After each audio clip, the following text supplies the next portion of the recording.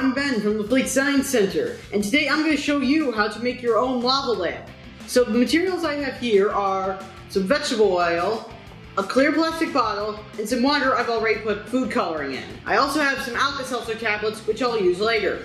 So what I'm going to do is I'm going to put in the green water, it can be whatever color you want, in first. And then I'm going to put in the oil.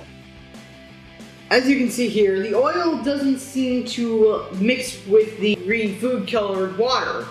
That's because water mix and bond with water, and oil likes to mix and bond with oil, not vice versa. They do not like to bond or mix with each other. I'm gonna add these Alka-Seltzer tablets. Watch what happens. Now, when Alka-Seltzer hits water, it bubbles, which you can see here.